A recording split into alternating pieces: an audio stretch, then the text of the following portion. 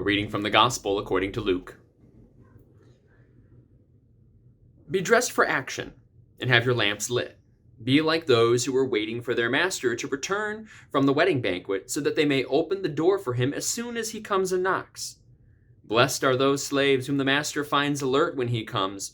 Truly, I tell you, he will fasten his belt and have them sit down to eat, and will come and serve them.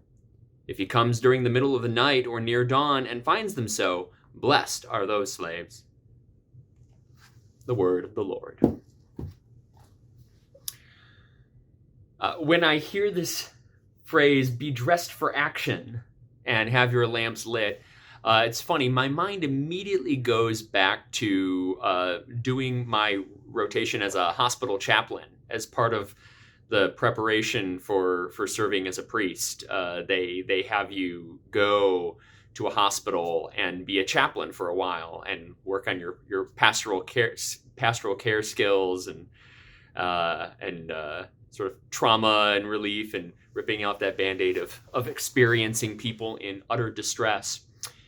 And I remember being in the on-call room overnight. We had a little cot where we were gonna sleep and try to get some rest, knowing that at any minute the alarm could go off because there was a trauma coming into the emergency room, and I had to rush on up there to do pastoral care for patients, for families, for the medical staff, whatever was needed at a moment's notice. Because, I mean, it's an emergency and you never know when or what is going to happen. One of the things that taught me about that kind of state of being dressed and ready for action, literally being dressed and ready for action at a moment's notice, was that it really forces you to be present in the moment.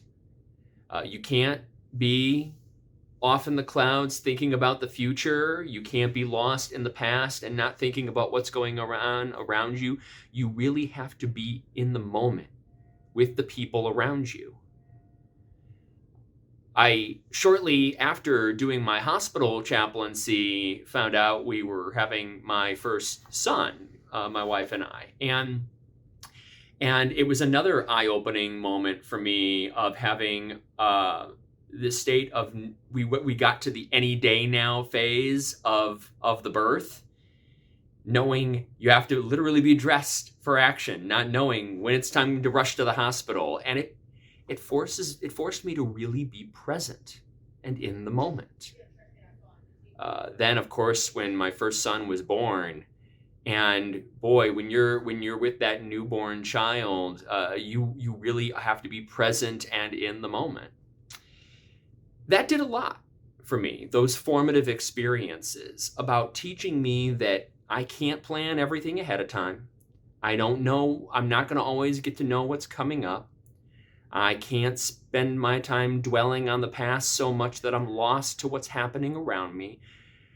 It's done a lot toward a spiritual discipline for me about being present with the people and the experiences and the moments around me. And I very much hear that being the thing that Jesus is commending to his disciples in this parable, the parable of the good steward, where he commends to them not to forget their past, but don't be lost in the past. Not to not plan ahead for the future, but to don't be so far ahead thinking about what's coming up that you miss what's happening in the moment. Be dressed and ready for action. Look around you to the people that are with you and the experiences of what's happening right now, so that you can be fully present. If you're more fully present in the moment, you might just catch a glimpse of where God is at work in the world around you. It's so easy to miss if you're not present and in the moment. And I, for one, have tried to adopt a practice of keeping an eye out for where I think God is surprising me by being at work in the moment. And I commend that spiritual discipline to you as well. What things do you think you'll anticipate seeing when you're in the moment? Thanks be to God. Amen.